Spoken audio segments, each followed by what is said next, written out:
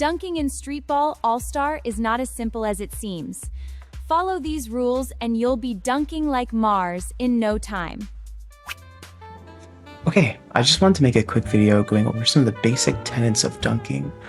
I think, realistically, all you need to do when you're getting into a game is look at your team, look at the enemy team, and kind of think like, okay, how do I want to score with these characters, and how does the enemy team want to stop me? And then you can kind of craft your game plan about how you're going to score that game based off of those factors.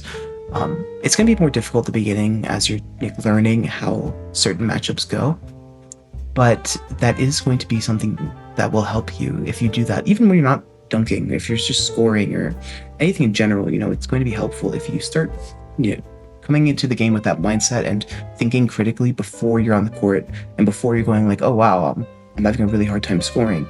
And same on defense, it's the same concept, but it's a lot more so with dunking because it's more punishing when you make these mistakes. It's really easy for a really good defensive team to stop you if you're dunking and you're not really doing it proper.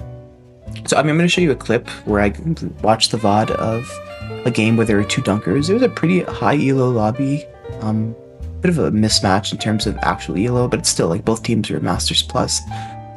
And yeah, I'll go over some of the basics of dunking there. And before that, I just want to show you something simple. I drew a little diagram. As I say diagram, you're going to see it's pretty basic, but I just want to go over what somebody who has smart dunk would be looking at in terms of angles of approach. So look at that right now. Alright, so you can see this is not the most scientific image ever made, probably far from it, but it's basically just showing you when you're approaching the rim from these different angles, you're a lot more limited in your approach angle when you're coming from the right or the left, as opposed to if you're coming from directly in the middle, you have a lot more room and a lot more space, and you're also a lot more threatening, because you have to imagine when you're coming from the right or the left, not only are your angles of approach limited, it's a lot easier for the defender to stop you from dunking, because you only have really two ways to go, either straight or angled to the opposite direction. That's it. That's all you can do. As opposed to if you're coming from the middle, then you can go either way. So they have to position differently. They can't be as aggressive in their positioning. And yeah, they have to react a lot faster than if you're coming from the right or the left. So this is especially true when it comes to somebody who has smart dunk like Zach or Reno, Kaido. You want to be approaching from the middle as often as you can. There will be times where you're just not going to do that. Obviously, if you get the ball, you're on the angle, and it's better that way, you're just going to dunk from there. It's totally fine. But if you have the choice, you'll usually try and be in the middle. And I hope this picture and my really quick explanation kind of demonstrates that. So now, just to go over some last notes before we get into the video, I just want you to look at in the following VOD, because I'm going to be saying it while we're watching it, but just to say now so it's in your brain, just always be staring at the dunker's position as well as the big's position. That's always going to be the most important two on the court when you're dunking. The point guard's going to be trying to do the same thing almost every time. They're just going to be trying to be in a position to grab floors in case the dunk is missed or if it's blocked. They want to just be grabbing the loose ball. So the point guard positioning is not as important. As long as they're doing the general right thing, it's not going to impact the gameplay too much. So just watch where the big is and where the dunker is, how they're moving the ball, when they're taking the dunk, when they're not, and they're passing out. So we'll watch it now and we'll watch together. Okay, so we're going to be watching the replay of the player we just covered on this channel, I think it was last week or 2 weeks ago. He was at the time rank 1. He's playing with not his usual squad, but he's playing a competitive lobby with all good players. The enemy team are a couple of good players as well. But he's also on a roll. I don't think he dunks a lot. I know he plays Lightning. I don't know that he plays Reno a lot. So anyways, it's going to be interesting to see. Just keep an eye on him and his timing of throwing his dunks in. You're going to see that he's going to throw a lot of post moves and be a bit patient to wait for the screens to be set. So let's just watch that. Okay, they got the ball. Okay, perfect. So you see he does the sprint back down and he's on Edward. And you can see his big is in the middle of the paint throwing a screen.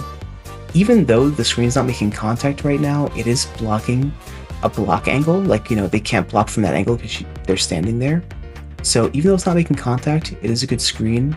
Throwing this dunk down yeah, you can see where they're jumping. They have to jump from angles that won't block the dunk. So even if they're not touching when they make contact, it can still be a good, a good angle to hit the Ox.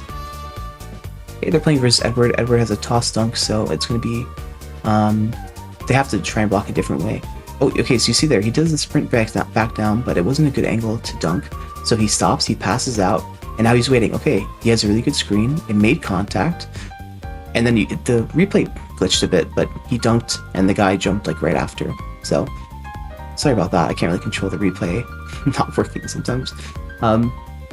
You see, like, with the toss dunk, they're kind of just like sending it, like, there's no real setup here, they're just getting the ball, then just pressing Ox and hoping that it works. At least, in my opinion, that's how this looks. Okay, he gets a really good screen, he does it, and just, Reno, he has this ability where he can stop an animation and dunk, like, straight, like, during the animation, right? So, if this Reno wanted to, he could just do that sprint back down from near the 3-point line and dunk immediately. The reason he's not is because that's a lot of times going to be punished and blocked. You can't just do that without getting a screen first. And you're big, they have to know when to set the screen.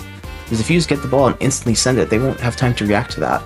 So the way that they approach the dunking, the angles they take, the timing, the patience, that's really what it comes down to, is just playing the court.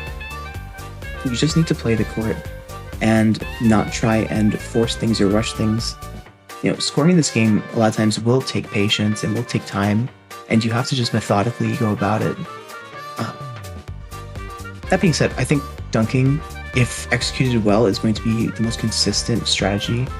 I think shooting in this game, there are a lot of ways for defenders to stop shooting. I think it's harder to have a shooting team, even though like people say like chucking teams are low skill cap, like especially now with like the fixes they added, like Big Heart and stuff. So I don't know, it's just my opinion. I think dunking is a bit easier to execute. I think shooting, even though it may be cheesy, is more difficult to execute. That's just my opinion. I just want to say also, some of the dunkers in the game have different approaches. Like Zachary wants to get the ball, be kind of like mid-range from the hoop, and then throw a smart dunk left or right. Or somebody like Lightning wants to get the ball and be closer, because he's just going to do a double pump dunk, which is also kind of difficult to block. Also the timing, if you don't have two people jumping if he just does like a regular dunk or a double pump, you kind of want two people jumping at the same time.